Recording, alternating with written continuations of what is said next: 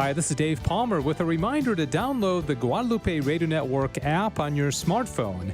It's very simple to do, and once you have the app on your phone, you can listen to a crystal clear signal of this station, KTH 910 AM, 24 hours a day, anywhere you are. If you have any questions about our app or need help setting it up on your phone, contact me through email, davepalmer@grnonline.com. Hello, my name is Bill Mertz. My wife Liz and I own MasterTech Auto Repair in Plano. We're proud sponsors of Catholic Radio. Our family has been parishioners of St. Gabriel's in McKinney for many years. MasterTech is a full-service auto repair, from oil changes to complete engine replacement or transmission service. We're located just across the street from St. Mark's Parish in Plano. You can contact us at 972-578-1841 or www.mastertechplano.com. Thank you, and may you have a blessed day. I'll bet you know by now that Amazon Smile is a great way to support your favorite charity. And supporting the Guadalupe Radio Network while you shop is easy. Step 1. Just start off at smile.amazon.com. Step 2.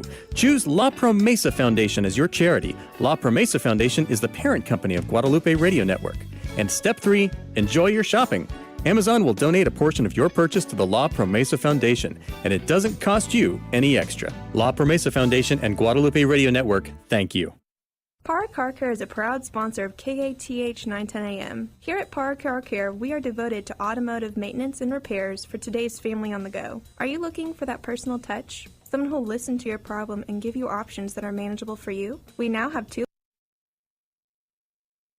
817-685-2222, and for the North Richland Hills area, 817-281-1388. We're on the web at parcarcare.com. Thank you and drive safely. Hi, this is Dave Palmer. Did you know that every Friday afternoon beginning at 2 p.m., I host a program called Back to the Father on the GRN social media sites? Each week, Sissel, Jonathan, Diane, and I discuss in a fun and lighthearted way some topic related to the teachings of St. Thomas Aquinas in the Summa Theologia. And yes, I did just include fun, lighthearted, and Summa Theologia in the same sentence. If you're interested in the program, email me, davepalmer@grnonline.com, and I'll send you more details. The Guadalupe Radio Network thanks Little Elm Eye Care for their support of local Catholic radio. Little Elm Eye Care is owned by Drs. Bert and Leslie Bubella, parishioners of St. Francis of Assisi Parish in Frisco. They specialize in family vision care, comprehensive eye exams, contact lenses, and the treatment of eye diseases and injuries. Little Elm Eye Care is located at 1200 East El Dorado Parkway, Suite 100, across from the Little Elm Athletic Complex. They can be reached by calling 972-292-0900 or on the web at littleelmeyecare.com. Thank you for listening to the Guadalupe Radio Network and being part of the family. Families pray for each other. We would be honored if you would let us pray with you and for you. You don't even have to tell us your name. Just go to our website, grnonline.com, or call our prayer request line and leave us a message at 800-395-4008. That's 800-395-4008. We will be praying for you every day. This is Tony Beshara. My wife Chris and I own Babbage & Associates. We are the oldest placement and recruitment firm in the state of Texas and proud sponsors of the Guadalupe Radio Network. We're also members of St. Thomas Aquinas in Dallas. Babbage & Associates offers candidates insights into the current job market and provides professional candidates we have interviewed on a face-to-face basis to our employers. Our number to call is 214-823-9999, or you can find us on the web at babbage.com.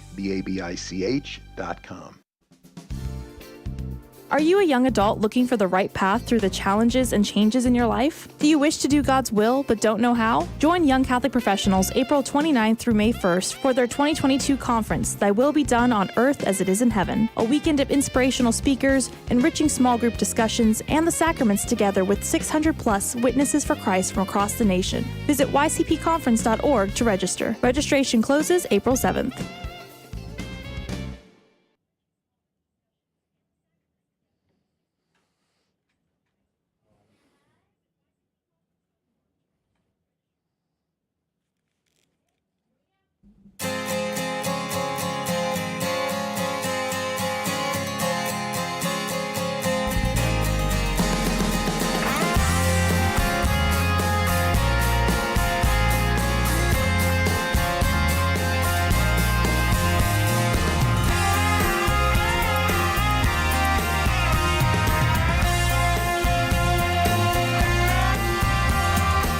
Welcome to Back to the Father, a show about the journey of life focused on our final end, which is God Himself, our loving Father. And now, here's your host, Dave Palmer. And welcome, everybody, to this edition of Back to the Father here on the Guadalupe Radio Network. And glad you are with us as we delve into the teachings of St. Thomas Aquinas, which is really what the whole point of this show is. And let me adjust my camera here a little bit. You may be wondering why I'm wearing a hat that says Happy Birthday. Well, this actually was a gift by Sissel and Diane, and because today's my birthday. Today I'm turning 55 years old, so I'm going to take the hat off here in a moment. But everybody is wearing... You look too fabulous to take it off, Dave. I know, I really do. So anyways, good to have you with us. We got a great topic. We're going to introduce you to somebody in the hot seat. We've been talking about this hot seat. He doesn't even know he's in the hot seat yet. But anyways...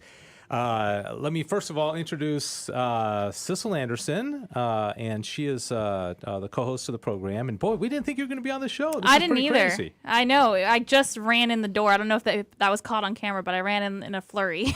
Yeah, and you've had a pretty interesting afternoon. You want to tell everybody what you did? Yes. Well, very last minute, kind of unexpectedly, we found out this week that we had an opportunity for a brief 4 to 5 minute segment to interview Mark Wahlberg, who is the producer and star of the new movie coming out, Father Stu, about the real-life Father Stuart Long, who went from like a boxer to actor to priest. And he's a boxer. He was a boxer. Oh, really? He was a boxer first, and did that for a while. And then after he got injured and where he couldn't do it anymore, he decided to become to go to Hollywood and had commercials and didn't have the greatest luck, and then kind of had a come to Jesus moment. Okay. And became a priest. And he almost got married, right? He almost got married. Yeah, he was dating a woman before that too. Okay. And so yeah, it's a really good movie that's going to be coming out. I think Holy Week, the Friday or the Wednesday of Holy Week, I think. So you recommend it? Thumbs up? I would recommend it. Yeah, I think it's not often that we get the high quality faith-based film. So it was well made, and Mark does a great job playing in it. So I just kind of ran from doing that. Would have been here earlier had I not been so stressed going into the interview that I didn't take a picture of where I parked my car. Yeah. And downtown Dallas. Isn't it funny how when you're like in a different state of mind and you're a little bit more stressed? Like I was stressed this morning just because it was my birthday and just for a lot of things. And I passed my girl's exit driving to school, and I left my computer at home. It's just like it's been a day for everybody here. So yeah, I misplaced my my car for about 20 minutes. Had to call my dad and save me. That's a weird. How could your dad help you? Well, he looked at a map and tried to help me because, sometimes looking at the maps on your phone. Oh, yeah. Because I remembered how I walked out, but he also was looking at parking garages. So, yeah. Did you do the little beeper? I wasn't that close to it. My car was on like a third or fourth floor. You weren't even on the right floor. I wasn't even in the garage, Dave. Oh, my goodness. I couldn't find the garage. I am not good at navigating downtown Dallas, okay? Well, I'm glad it's not just us old 55-year-olds that every now and then get forgetful. So, speaking of youth, I'm going to go back to this gentleman here in a moment. I thought you were going to introduce him. That was an insult, I'm pretty sure. No. Okay, I'm going to break protocol because Jonathan's kind of a regular guy on the show. And so we're going to introduce, everybody knows Jonathan von Weber-Hansberg. He is in line for the throne of Austria. Very few people realize that. But this gentleman here is Mark Lowe. And Mark was asked several days ago if he would fill in for Sissel because we didn't think Sissel would be here. But we used to have Sam Cavana, so it's not unusual for us to have an additional person on the show. So, Mark, you want to tell everybody a little bit about yourself? Yes, and I resent the title, gentleman. Thank you very much. Okay. And I should let you know I'll never do that again. I should let you know that you don't look a day over 56. Okay. Thank you. I am from St. Patrick over in Dallas. I'm a cantor over there. I am a person that came back to my faith after about 3.5 decades, and part of that was listening to Catholic radio, and that's how I got involved around here, is showing up to pick up a candle I won one day. And they said, the rest is history. That's right. They said, "Hey, we like this guy," and here I am. Yeah, we did say that. We liked you. You're a pretty likable guy. And of course, no introduction would be complete without. Did we properly introduce Jonathan von Weber-Hansberg? Do you want to say anything? Everybody knows who you are. Hi. I mean, you're Jonathan. I mean, have you haven't decided in college yet? Yeah, I still got 2 I'm looking at. Okay. Are UD we and able? Steubenville. Yeah, UD and Steubenville. Okay, Ooh. so we're going to lose North and Jonathan probably later on this year when he goes. But if he goes to UD, then he can probably still do the show. You just have to plan your classes on Fridays so that you don't have any class. And again, get a car, yes. All right, and also Diane Xavier is in our control room, and Hello. she's taking calls. Real quickly, I don't think anybody except for Jonathan and I know about this. There's a movie coming out called Man of God, and I have a bunch of tickets to that, and so I want to offer an incentive. But the movie's called Man of God. Jonathan can explain it. But anybody who calls into the program today, you got to live in the DFW area, though, and I know not everybody that's watching is in DFW, but that's the only tickets I have for this. Is like 3 different locations. It was like Dallas, it was Plano, and Richardson, I think. Do you want to explain the movie?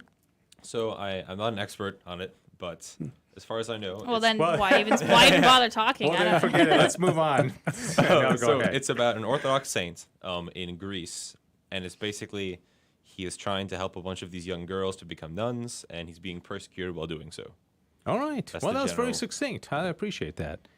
You're welcome. But you are no expert on the movie, right? Thank but you for but you listening want to to see Jonathan it. Boy, movie as soon reviews. as I told him I had tickets to Man to God, You he's should have like, gone to Mark yeah. Wahlberg's interview. Yeah. All right, so today on the program, and again, thanks to everybody who is tuning in and watching. We really want comments. We want you to know that you're out there. If you have any questions or thoughts about what we're talking about, by all means, please let us know. Today we're talking about existentialism, what it is, why it's problematic for Christians. We're going to talk about 4 famous existentialists: Soren Kierkegaard, Friedrich Nietzsche, Martin Heidegger, and Jean-Paul Sartre, and compare their teachings to our hero, St. Thomas Aquinas. All right, so... Dave, I have one question. Yes. Does it have anything to do with food? Does existentialism? Yes. It could. I mean, not like exactly. That's an important Because question. I don't know anything about it, so... Well, Hey, that's so- great. He's going to represent most people. So let me just ask everybody out there, because Jonathan did a little bit of research, right? And I think you looked it up, didn't you? Mm-hmm. Okay, so what do you think existentialism is? I mean, what does it mean? You know, just kind of throw that out there. And if you're watching on our social media sites, I think Sissel is keeping track of them. Just on a scale of 1 to 10, how much familiarity do you have with the term existentialism, and what's it all about? Go ahead. As far as I know, I think it means that it's the idea that we're just small, insignificant, nothing we do matters, and that it's all pointless. Oh, really? Yeah. See, I think that would be nihilism. Oh, nihilism. Oh, okay. Well, then Yeah. what's existentialism then? Well, we're going to find out. Tune in. Yeah, Keep you've listening. tuned into the right show, Jonathan. Well, that's good. Okay, so Congratulations. no, nihilism would be like nothingism, like nothing matters. Albert Camus, Jean-Paul Sartre, I think was a nihilist, and that's kind of where existentialism takes you, and we're going to explain. Anything else, Mark? I remember the word angst. We're all yeah. angsty. Yes. Yeah, that's a good one. Mm-hmm. You know, the thing that's interesting. Watch the names of the books that the existentialists write, and they're so depressing. Oh, no. Okay, just by the very names of them. Okay, so Sissel, again, there's no prerequisites, but do you have good. any idea what existentialism is?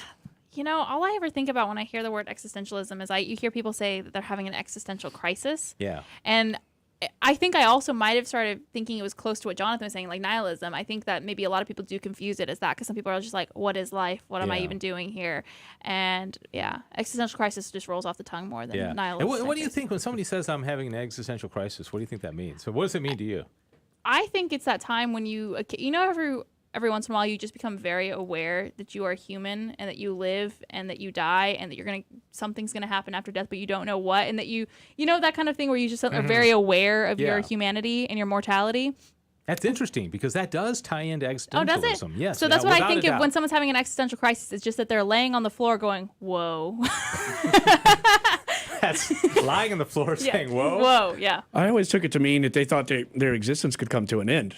Like existential, like you're about to be destroyed. Interesting. Okay. You also hear oftentimes people say, climate change is an existential threat to humanity. Have you heard that?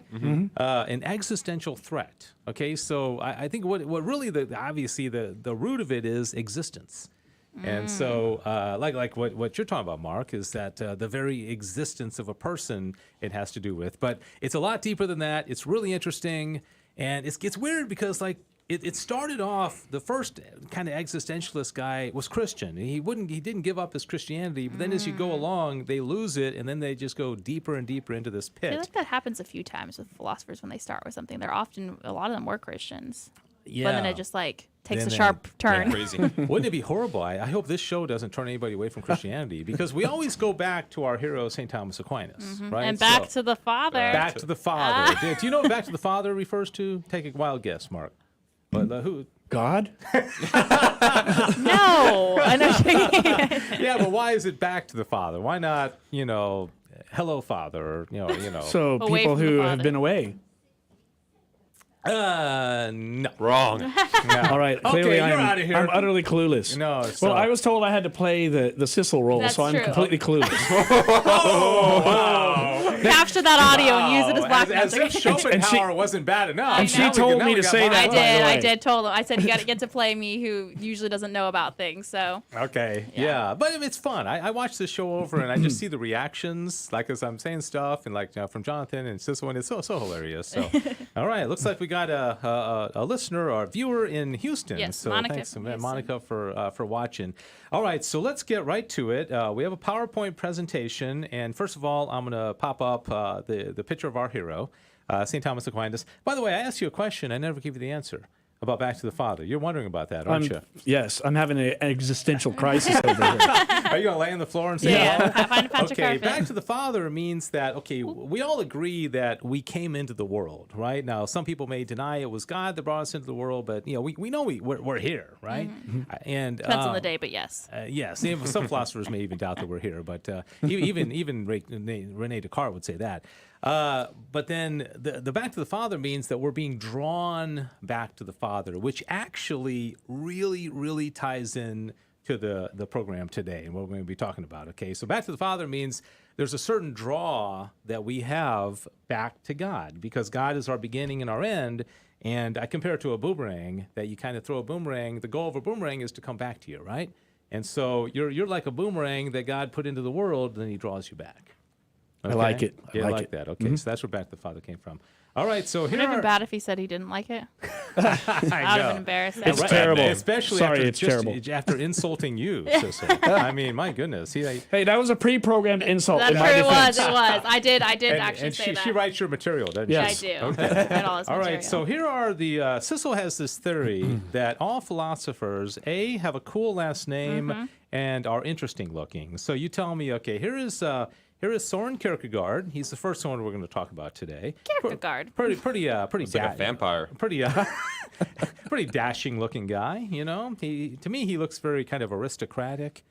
Yeah, he's not bad looking. yeah. He's got a good head of hair. Okay, and keep in mind these dates. Okay, so he basically lived in the time right before. I mean he's Danish, so he didn't live in America, but before the Civil War. So kind of keep the dates in mind. And then we move on to Friedrich Nietzsche, who lived in the late 19th century, like 1844 to 1900. He's the guy with a good mustache. Yeah. Okay. We approve. I have a sympathy for Nietzsche. He was not a great man, not a great philosopher, very much an atheist, did not like Christianity, but he was brought up by a Lutheran minister. And there's something about him that I just have a sympathy for him, like you were saying about Schopenhauer. You just want to give him a hug, And all right, so there's Nietzsche, and then a guy who may or may not be familiar with. Tell me if you've ever even heard this guy's name. Martin Heidegger. Heidegger. I have heard heard of- Okay, Heidegger. have you Yeah. heard of that? Again, with the interesting last name. His mustache. And is he isn't as good, German though. or Okay. Austrian? He's German. Yep. Okay, now let me ask you this. The first kind of association you think of when you see his picture, what comes to mind? He's got the Hitler mustache. That was my No, first that's thought. not Hitler mustache.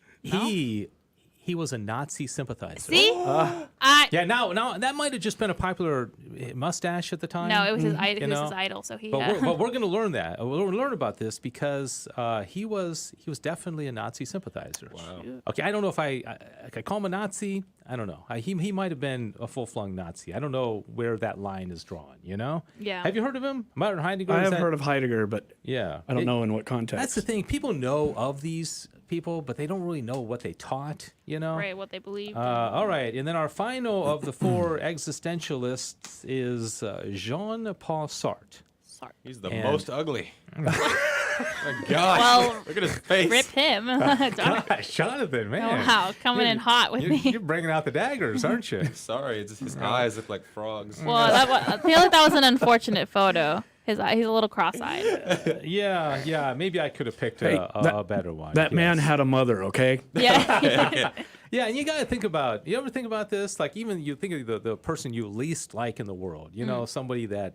I won't name names, like famous people. All right, Dave. I'm not a big fan. Okay, Klaus Schwab, if you know who he is. Yeah, Klaus Schwab, the head of the World Economic Forum. I'm not a fan of that guy. But if you go back, there was a time in his life when he was like an 8-pound little baby, you know, nestled in his mom's arms, and every baby is cute. So you got to kind of put that into that. He probably got dropped on his head. At least he was a cute baby. You know? Hitler was a cute baby. It's okay. Yeah. So, all right. So let's move on and talk about the particular philosophies of these guys. Okay. So let's start with Soren Kierkegaard. And he lived, again, in the 19th century. So he was the first 19th century Danish philosopher. Okay, remember I said keep an eye on the names of the books that he writes, right? So if one of them is called Fear and Trembling, and the other one is called The Concept of Anxiety. Wow. Okay. Isn't Fear and Trembling the name of the CDT game show? Yeah. I just realized. It is. Did they take that? Did they realize that's from Kierkegaard? Well, no, that's from the Bible. Well, yes. Okay, Well, yeah. you're a scripture scholar. I know, I sister. am. No, as soon as I said that, I was like, wait. Yeah, no, because St. Paul said we must work out our salvation with fear and trembling, right? So, yeah, I don't think they took it from But Kierkegaard. remind me, you said Kierkegaard was a Christian? Yes. Was a Christian. Yeah, Okay, so he clearly also took it from. Well, you said Danish, and I thought of food. See, there you go. There's Cheese right. Danish is a great thing, you know? Mark, are you hungry? I'm always hungry. Yeah. There you go. Okay. All right. Friday and Lent, no meat. Yep. You know, I'm sure you. I'm wasting away already. Yeah. So, all right. So, anyways, he was Christian, and I gotta say, just as a little bit of background. Okay. Remember, I said back to the Father. Keep in mind, and we'll go over a little bit of Aquinas at the end of the program here. And by the way, we have trivia, and my trivia is tied into Mark Lowe. Uh-oh. I actually have trivia this time. I quite literally told Jonathan, you have to have trivia because I may not be back. It's the only reason I that's did. right. The only reason. Otherwise, Jonathan's just disclosure. like, I don't have any. I got a joke, but it's not ready yet. It's still cooking a week later. Joke isn't ready. Okay, so keep in mind that Aquinas, and I'm going to quiz y'all a little bit. Okay. Okay. These two always do really well. You are not. You don't have to be quizzed. Okay. Oh, But no, that's not fair. You guys remember what? You remember what teleology is? Is that okay? I do get terms and actual what they mean mixed up from time to time. Is teleology when you like see God in things, in nature, that sort of thing, or no? No. Darn. No. I knew that was. Well, when you see God in nature, I mean. Sorry, I I meant. don't know if there's a name for that specifically. That's what I. but- Okay, so yeah, teleology. Schizophrenia.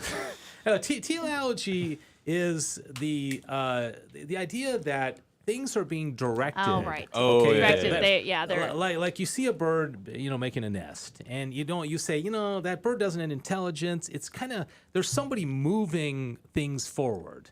All right, and this is an Aristotelian concept.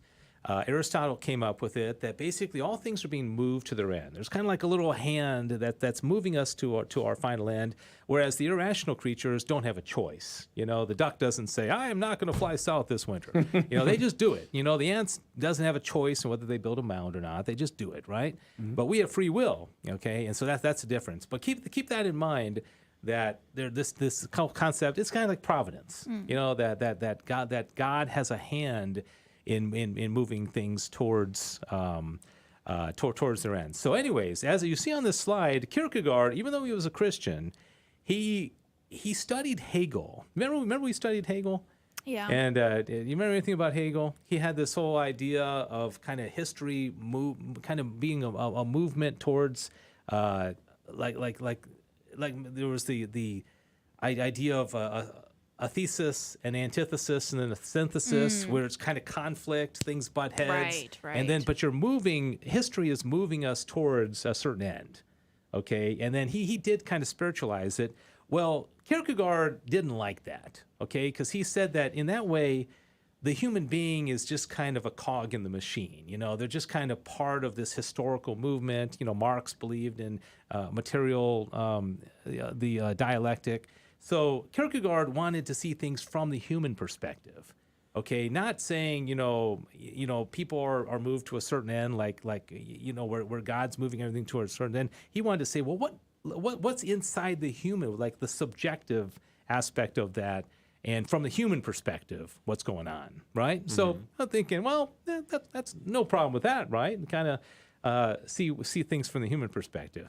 But then he said, what does it mean to be human? And then the next slide, he determined that this is a very kind of angst. Your word was not angst. Was what? It was angst. Angst. Oh, it was angst. Okay, you pronounced it differently. With an accent. but Kierkegaard came to the conclusion that this creates a lot of anxiety because we're faced with all these moral dilemmas, and even though he never gave up the idea of God, but he wanted to see things from a human perspective.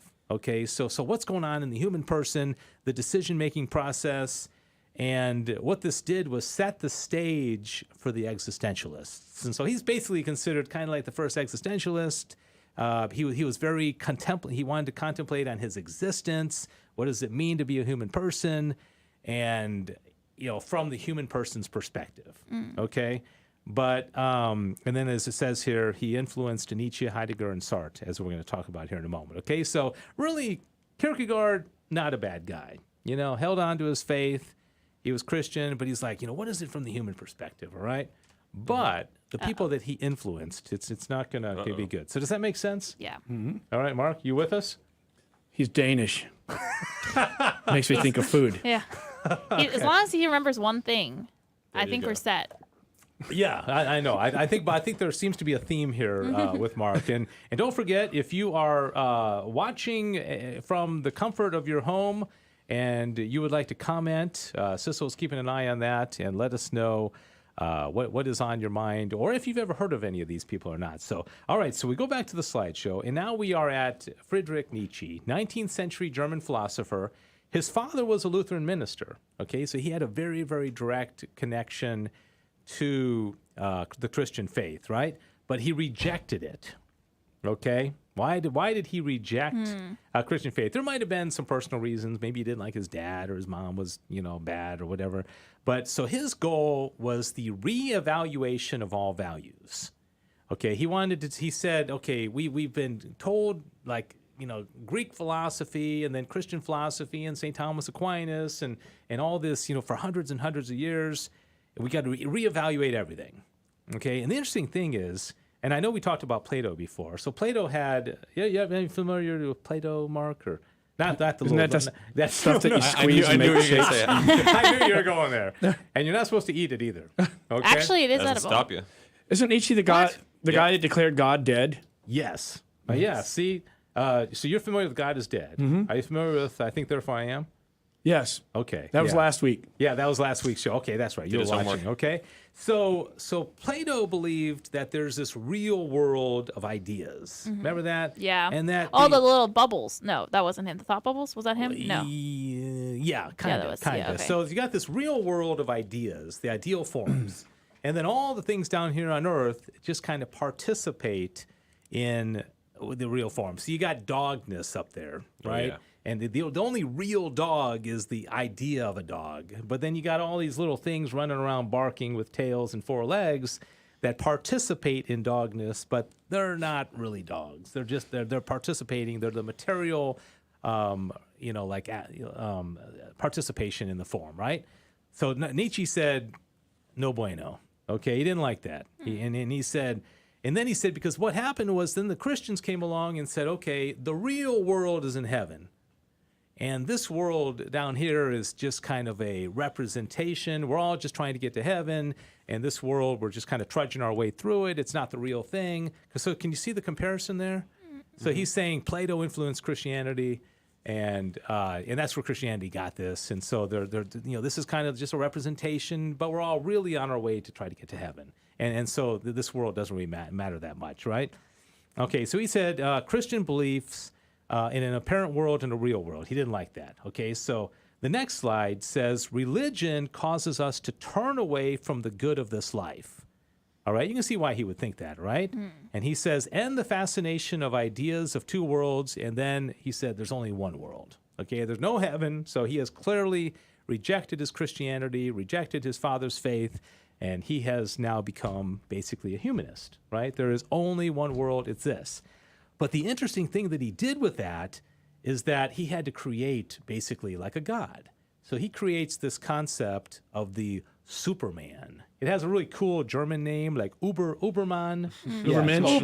Ubermensch. Is that what it is? Ubermensch. Oh, yeah, the Ubermensch. Yeah. My brother, that was my nickname for my whole life. He just called me an Ubermensch. I never knew what that meant. Now he knows. Yeah. Apparently, you're a god. So he had also the concept of the will to power. Remember, we talked about this. We did a show about this. So everything was will. You know, the drive. You know, he was influenced by Schopenhauer.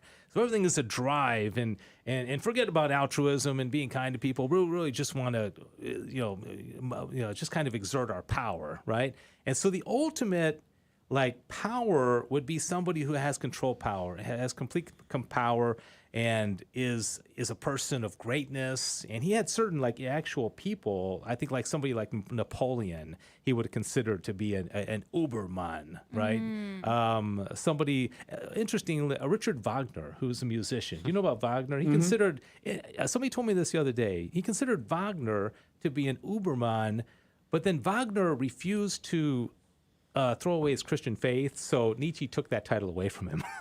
Yeah, he said, because you can't be a Christian. So in this world where he's created these, gods, quote unquote, those guys, he's the only one who gets to choose, though, who actually gets to end up. I don't know if he'd go that far. Okay, interestingly, he did not consider himself an Ubermann. Interesting. Yeah, okay. because he didn't have the qualities. Did he write up like a list of what that person had to do? Or because I'm just wondering what his scale was that he's measuring this on. I think of a powerful person, Alexander the Great. Right. I don't think he would have put Jesus Christ because Jesus was meek. Yeah. And meekness does not fit into this. This is a powerful person. Okay. Bismarck, Napoleon, and so you can kind of see where Hitler would have been influenced by this. Yeah. Okay? So Hitler probably considered himself. Yeah. So Hitler now came up. Of course, Nietzsche died in 1900. Hitler would have been alive because Hitler, I think, died in the 1940s. In his bunker. But again, Nietzsche would have never been aware of Hitler because he came to rise later. And also, most people said Nietzsche would not have been an anti-Semite. Nietzsche's sister was a Nazi, and she popularized Nietzsche's writings and kind of made people think that this was, this is kind of Nazi propaganda. But most people do not think that Nietzsche would have been sympathetic to Hitler. He might have called him an Ubermann, but because he was powerful. Right. But I don't know if he would have liked his policies, right? Because there's no morals. An Ubermann doesn't have to be a moral person. An Ubermann just has to be powerful. Oh. Right? Okay. So like some crazy serial killer in his mind, that could be considered. Yeah, I think that's the case. Because if that serial killer had a lot of power and stuff like that, basically. Yeah, if you have power. Because there's no morals. Right. Look at the titles of his books. The Birth of Tragedy. Oh, boy. Thus Spoke Zarathustra. And this is where God is Dead came out. Mm-hmm. And most people mistake, God is dead, meaning like literally God is dead. He doesn't believe in God anyways, so God can't die if he didn't exist in the first place, right? Mm-hmm. What he meant was that whole system that was handed down to us, the Christian system, the Greek Hellenistic, Plato and Aristotle and Aquinas, that's what's dead. Mm-hmm. Okay, we got to kill it. We got to get rid of it. That represents God. That's gone. Okay, and what takes its place is humanism, right? So he wouldn't have called himself an existentialist, I don't think, but you can see where existentialism, was very much the human person kind of making their own way in their life, without any real need for God. All right. So that's Nietzsche, and then we move on to Senor Heidegger. Okay, and does anybody have any questions out there? Who's watching? I see we gained a few people watching now. So if you have any questions or thoughts, we'd love to. And if you want to call in, 877. I mentioned about those tickets. I never gave out the phone number. Oh, yeah. Oopsies. That little minor thing. Okay, 877-757-9424. 877-757-9424. All right. So here we have Martin Heidegger. Look at how much of a contemporary he is. I know, it's I lived at crazy. the same time as this guy. That's wild. He must be really old. Mark, he's just trying to slowly roast each of us. I know. Have you taken any pot shots at Jonathan yet? It's not me yet. Not yet. Yeah, It's coming, don't worry. He's saving up for the big one. Yeah, the show is young, okay? So 20th century German philosopher, okay, he also, all these existentialists were interested in what is the purpose of the human person. Okay, that's one of the key, like kind of qualifications to be an existentialist. You know, what's the point of existence, all right? What is it all about, okay? But looking at it from the human perspective, right? Now look at the, okay, what does it mean to be a human person? His most famous works include Being in Time and Overcoming Metaphysics. Okay, who was the classic metaphysicist? Aristotle, right? So we got to overcome that guy, right? So he's similar to Nietzsche in that regard. So he says we are thrown into the world at a particular time and place, and our job is to define our existence. Okay, so we need to define ourselves. Like as an individual, or define ourselves as as humans? No, as you. So just me, myself. Cecil Anderson was thrown into the world 23 years ago, and your job is to define your existence. Okay. I am Batman. That actually ties in nicely to this. So we'll come sweet. back to that, okay? So now he also was very kind of focused on death. So he says death is our horizon. And he said an authentic life is one that is where a person is aware of their death as the ultimate limit of our possibilities, right? So death is the limit. What does that exclude?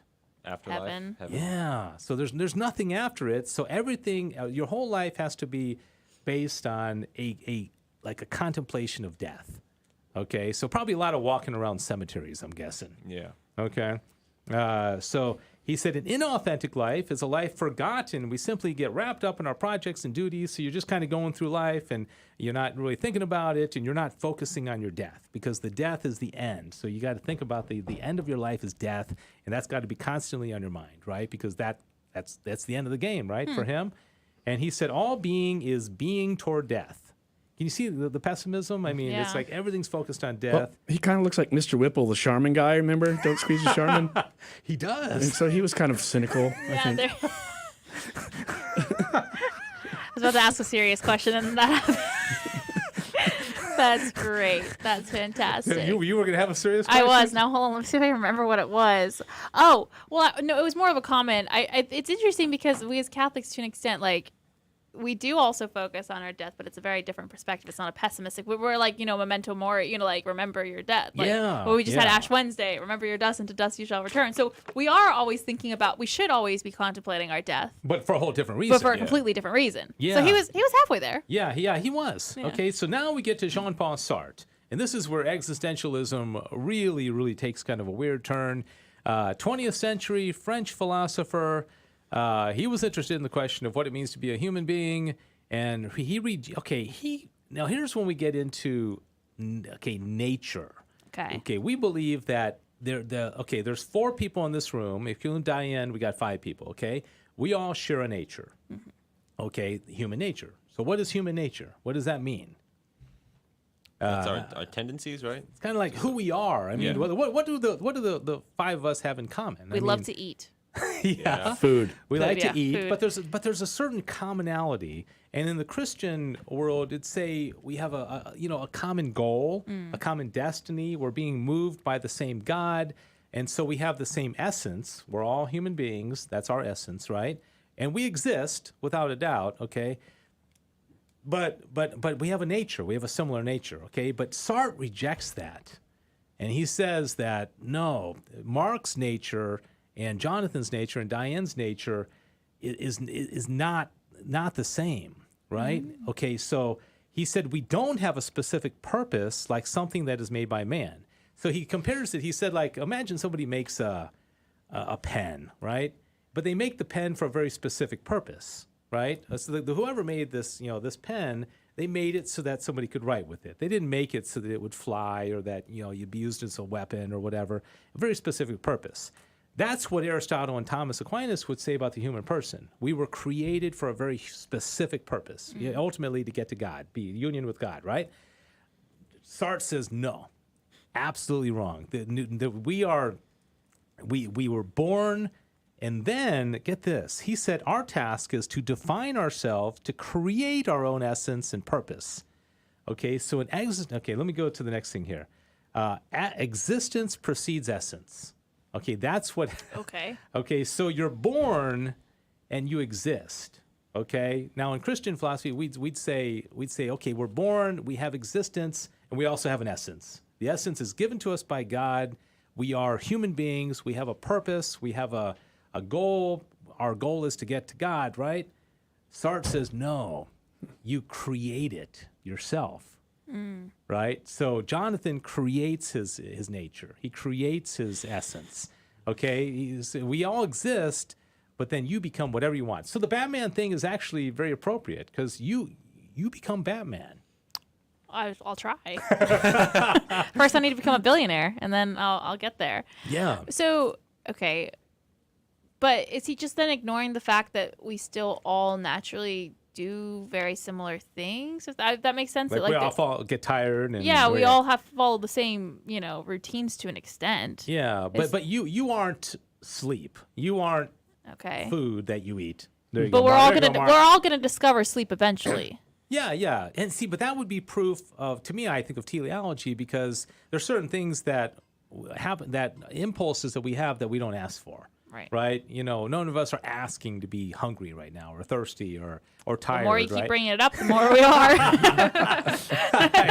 I'm just trying to get to Mark. Mark's still thinking about the Charmin guy. Yeah. So now listen to this. He said, we must break free of the habitual ways of thinking about human nature.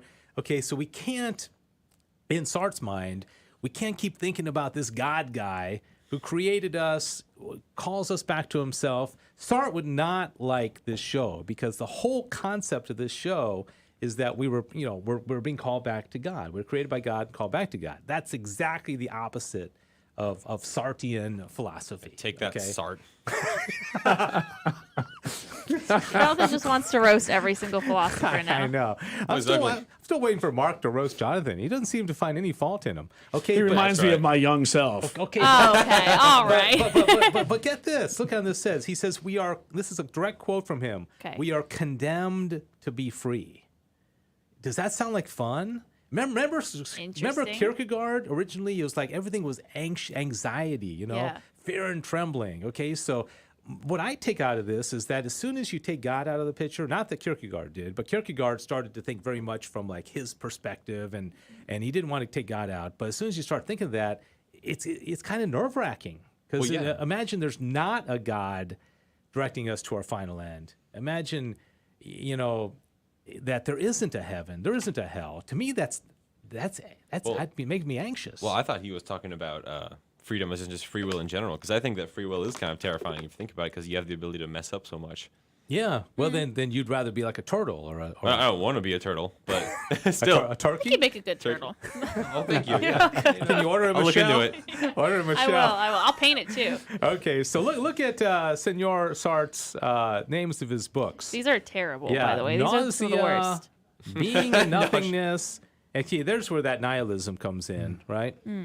Okay, so where did existentialism get us? And Sartre died. I mean, he was alive in 1980. I mean, he was alive when Jimmy Carter was president.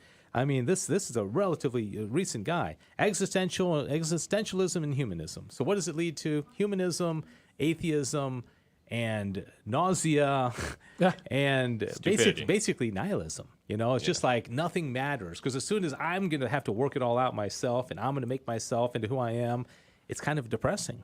There's no God. There's no, so did I depress everybody? Kind of. Thanks, Dave. That's why we start talking about our hero, St. Thomas During my Aquinas. atheistic years, I used to think about death, and I used to worry about this eternal nothingness. And then I started thinking, well, remember all those billions of years before you were alive? And that was kind of how I salved my atheist self, was like, it'll be the same way after you're dead. Yeah. You're not going to have this billions of years of nothingness that you're just laying in a hole in the ground or something. But I became a believer again and dispensed with all of that stuff. Yeah. But that's how you could kind of like talk like, yourself in. Right. Yeah.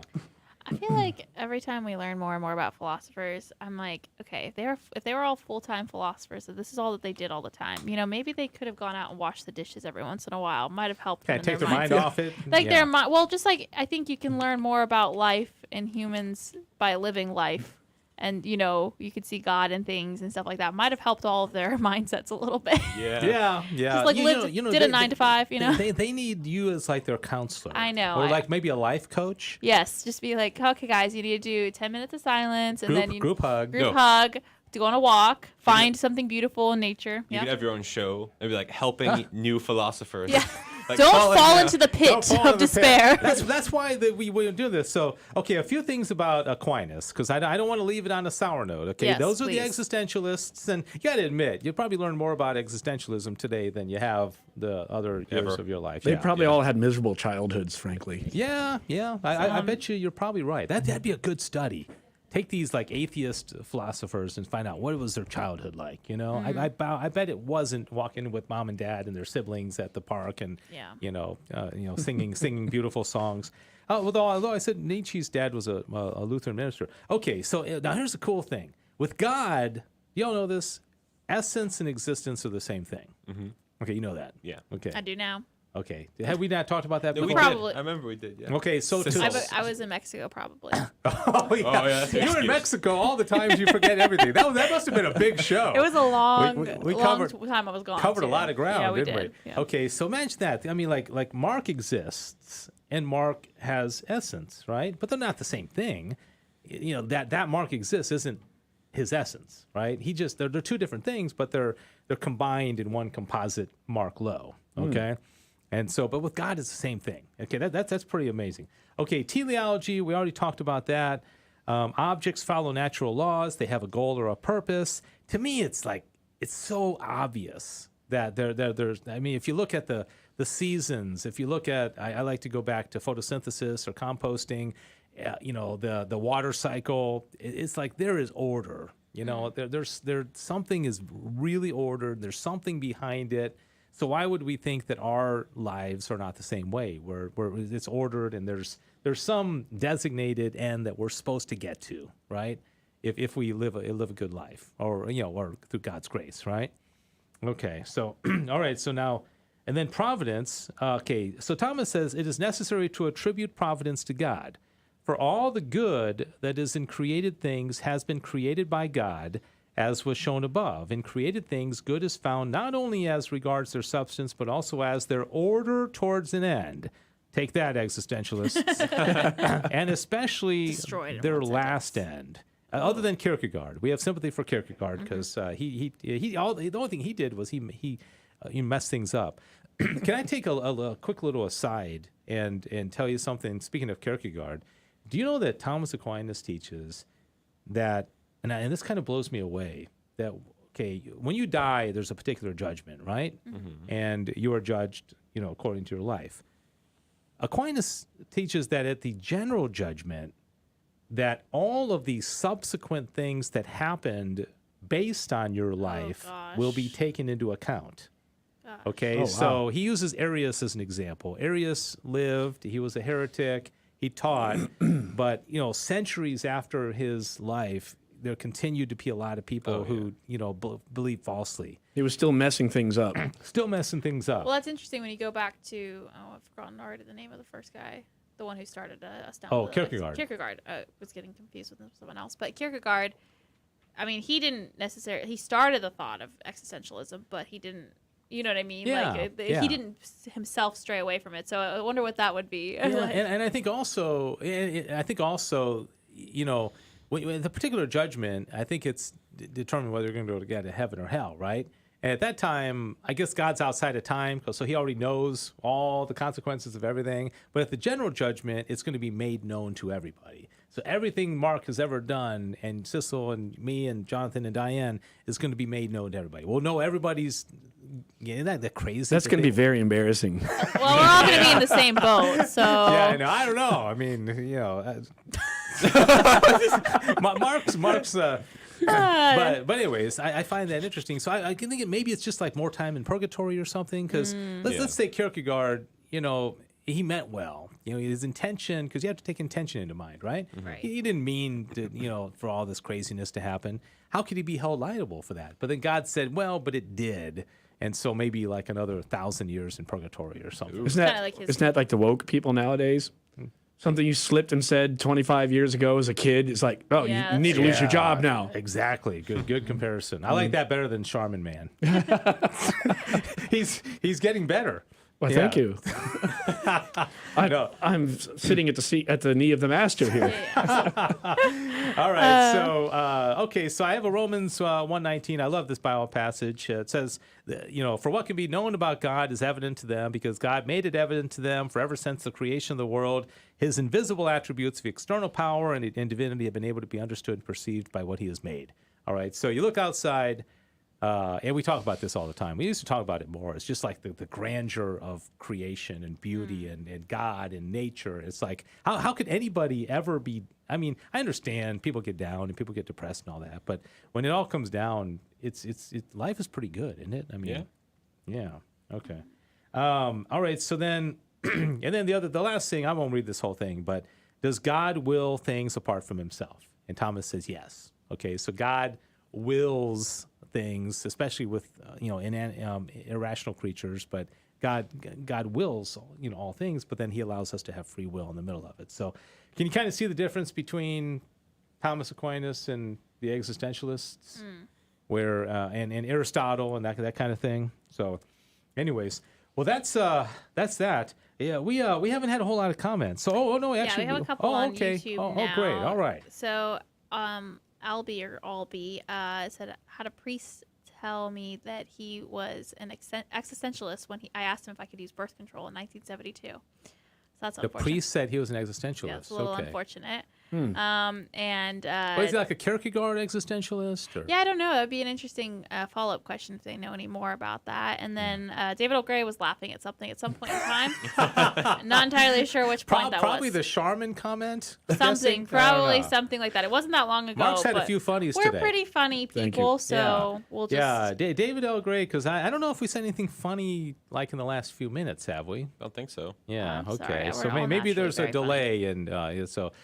David, let us know what was so funny. We got to know, and thank you for our pride, Albie, for the comment. And I don't know if existentialism in and of itself is always wrong, because existentialism really is just kind of focusing on your existence, right? But when you start saying it precedes essence, and I get to create my own nature, and as we talked about last week with Rene Descartes, you've got boys creating themselves as girls. You've got people that. What are my daughters are telling me, but there's you might know this because you're young. The little like animal people or something. Furries. What's with that? Scum of the earth. It's I can't even tell us what you really think. Don't hold back now. They're not family friendly. I probably can't talk about it. Okay, right. It's kind of a fetishy thing. Yeah, so. It's the most disgusting, horrific. Okay, but keeping it G-rated. Are these people that think they're animals? Sometimes yes, and sometimes they dress up no. like animals. I think they either think or they decide that that's what they want to be and live as. Because some people actually, I mean, it's kind of like a stepping stone. Some people will leave that. Well, it's more of like it's an identity they can put on temporarily, and then a cult. Yeah, and they can just sort of like turn into just wild animals and bestiality and all that. But then some of them will take that further and be like, no, I am a fox now. I am a fox. Oh, really? Yeah. So that you can see where this would be. There's some Sartre there, They can create themselves, and this whole transhumanism that we talked about last week, and that's kind of weird, where you can basically, create any world you want, and I'm going to be whoever I want to be and create myself. And believe me, that's where things are headed. That's more responsibility than we should have. And that's why that's the point I would make is look at these philosophers. I mean, Nietzsche was insane the last 10 years of his life. Happens. And Kierkegaard his whole thing was about anxiety. Even the good existentialist was all anxiety. I mean, when you write a book like Sartre called Nausea, and these were. Oh man, I was just reading Nausea the other day, and it just it was so uplifting. The Sartre one? No, I'm just joking. I'm just like, but just imagine you're saying like, oh, what book are you reading? Nausea. Speaking of, you remember we talked about Schopenhauer, right? I don't think you watched the Schopenhauer show. That was a couple weeks ago. The pessimist. Yeah, he very, very pessimistic. Didn't like women. Okay. He's been knocked down a few pegs in my book. and so he wrote this book, The World is Will and Representation, right? So I have some friends over at my house. I'll say his name because it's a compliment. John Heinen is my friend. He lives down the street from me. He does the Catholic Gentleman podcast. Oh, that's him? Yeah. Oh, John, the so cool. blonde-haired guy. Yeah, right. So he lives 3 doors down from me. That's so he's awesome. over at my house with his wife, and we're talking. And I mentioned, Schopenhauer. Who doesn't like to throw Schopenhauer into conversations? I do it all the time. You do now. Yeah, someone will sneeze and I'll say Schopenhauer. I only know about Schopenhauer from Monty Python's Meaning of Life. Oh, dear. Did they talk about him? Yep. Did they really? Of course they do. Do you remember what it was? They were having a dinner or something, and somebody gave them a bunch of cards to have conversations over dinner, and the topic of Schopenhauer came up, and it's, Schopenhauer, and nobody knew anything about him, of course, but... Yeah. So anyways, John Heinen's over, and we're talking, and he and his wife, Julie, they're friends of ours, right? And so I mentioned, my show, the other day was about Schopenhauer. And he's like, yeah, when I was at Yale, I read The World is Will and Representation. I was like, well, look at you, man. And then he said, I read, it was assigned, it wasn't like he was doing it as, and he said, I also read Immanuel Kant, the reason, I don't even know the name of it now, but anyways, I was impressed, because I haven't read any of those books. Okay, so David L. Gray has clarified. He was laughing because he tuned in and saw the little English crowns that Mark and I are still wearing. And we were talking about teleology, but like tea, and he was just thought it was really funny. We were talking about it. So that is funny. That is great. And also, Albie said that the priest never really gave an answer for kind of what existentialism, like what he meant by he was an existentialist, and practiced contraception until God got me. Thanks be to God, and could still have children. So. Oh, okay. All right. Well, thanks. Good to hear from you, Albie. In Angelus. Okay. All right.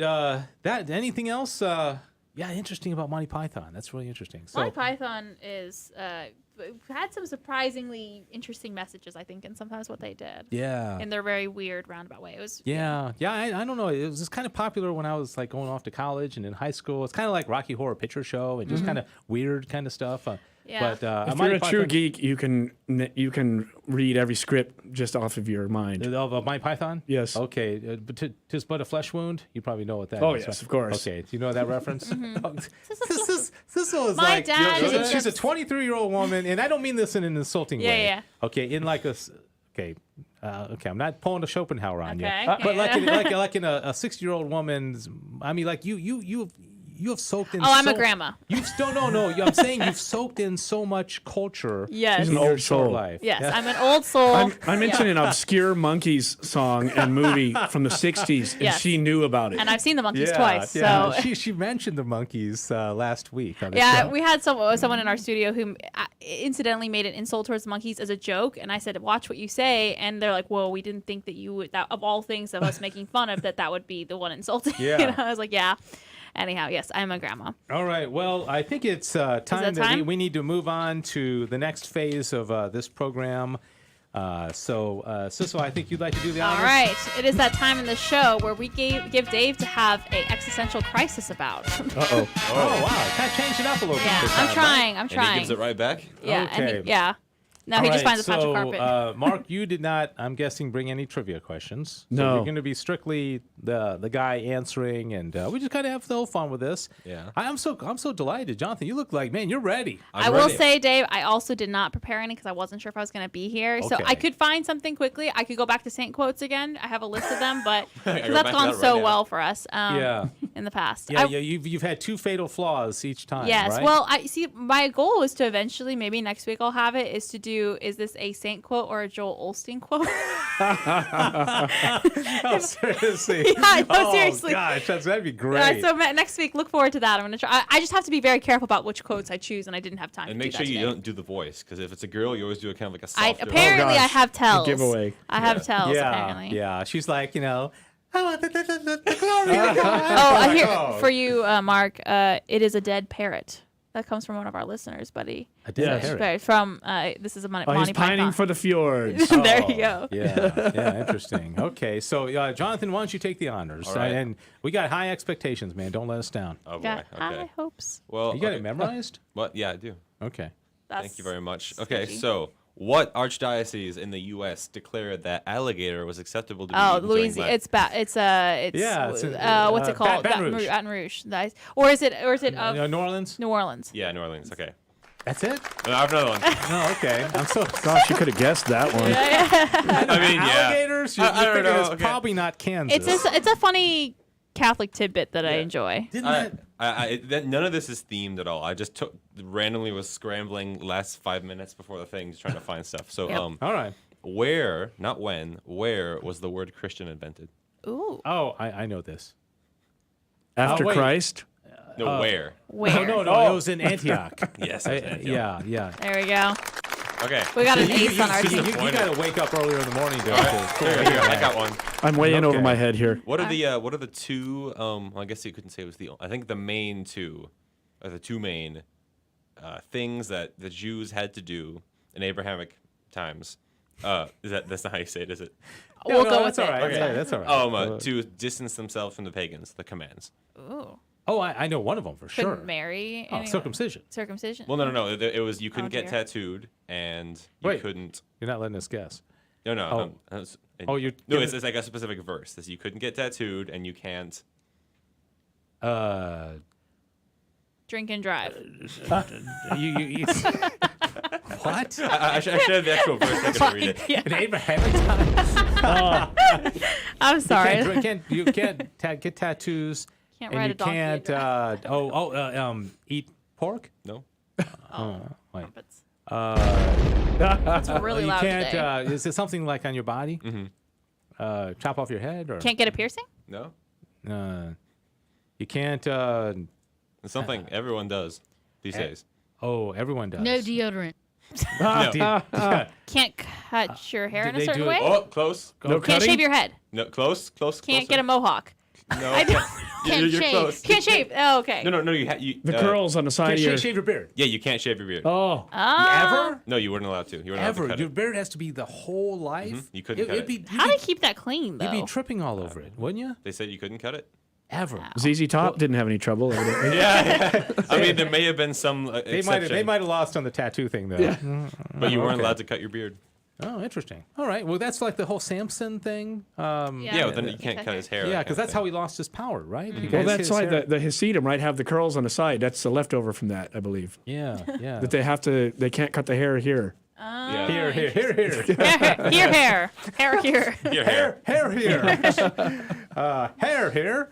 Or the Okay. hair here. All right. I told you that my trivia is in honor of Mark. One thing Does that have to do with music?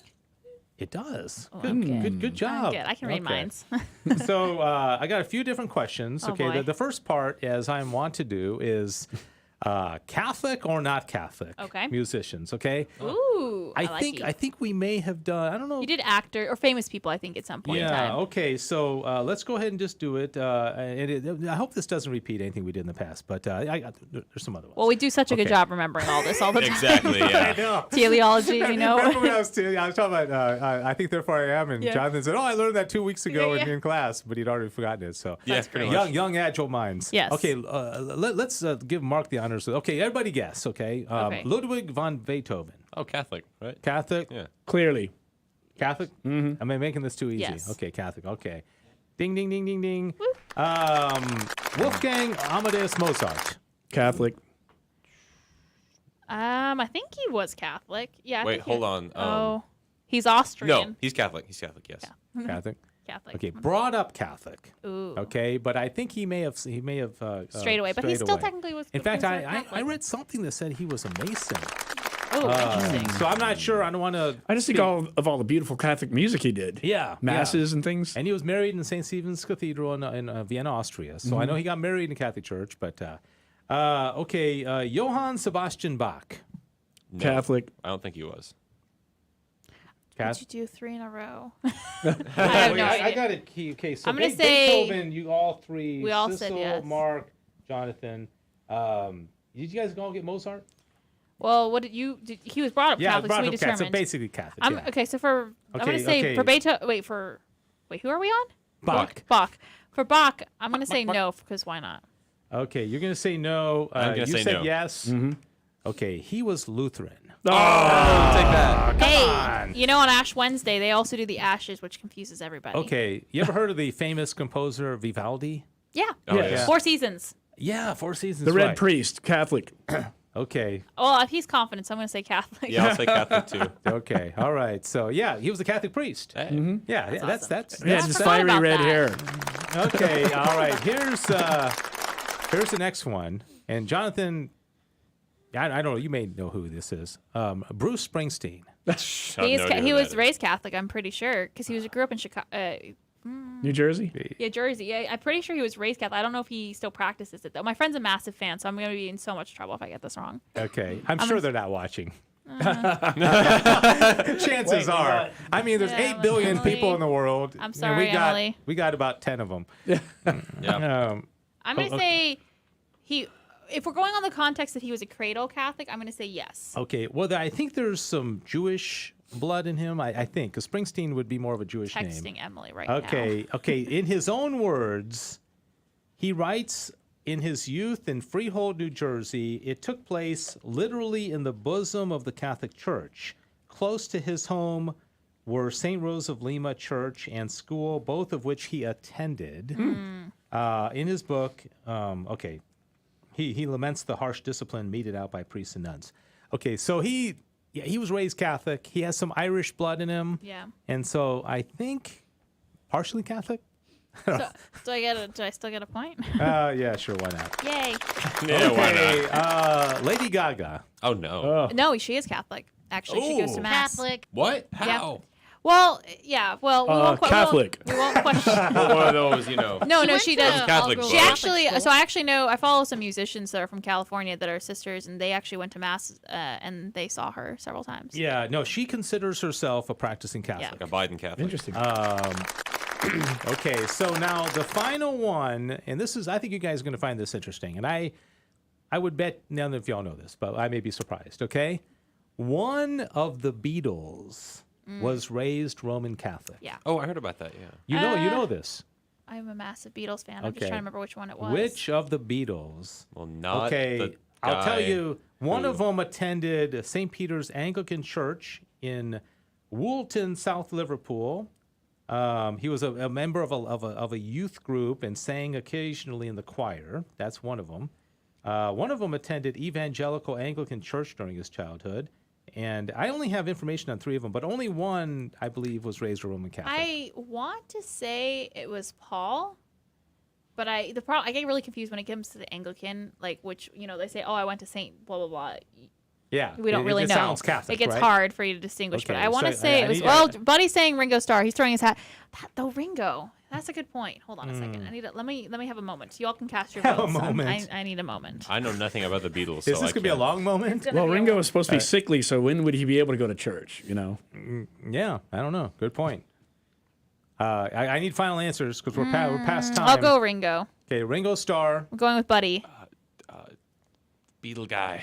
You don't Number know the- you one. don't- you John don't know Paul, the Beatles. George, or Ringo. I'm going to say John. Okay, Wait, then who was John- the one that did the atheist one?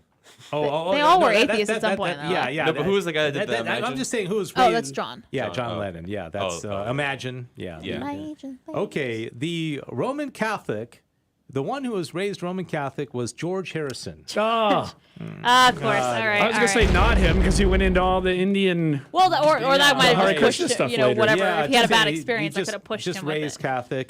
John Lennon attended St. Peter's Anglican Church in Woolton, South Mm-hmm. Liverpool, where he was a member of the youth group and sang occasionally in the choir.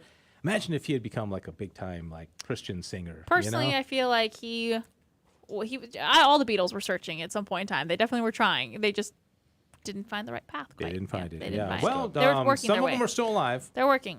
2 still alive. Like two, yeah. I Paul and play Ringo. the sitar because of George Harrison, and I didn't know that. Wow. Yeah, right. And I will say, I had information on 3 of them. I did not have information on Paul McCartney, so I can't absolutely say he wasn't raised Catholic, but But hey, You could still ask him. yeah, that's right. That's right. I'll text him and ask. All right. Let's see. I think that does it. Mark, thanks, man. It was fun. It was having my you on. pleasure. It was very jolly. Do it again sometime. Absolutely. Sissel, glad to have you. We didn't think it was going to happen.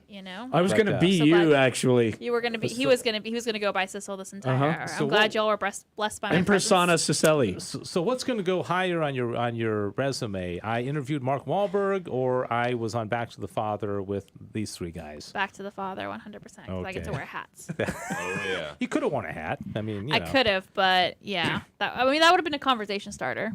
Yeah, without a doubt. Jonathan, good to see you. Thanks so much. Yeah, Thanks I'm just everybody here. for watching and participating in this episode of Back to the Father. Okay, now you know more about existentialism than you did an hour ago, I bet. All right, see you next week.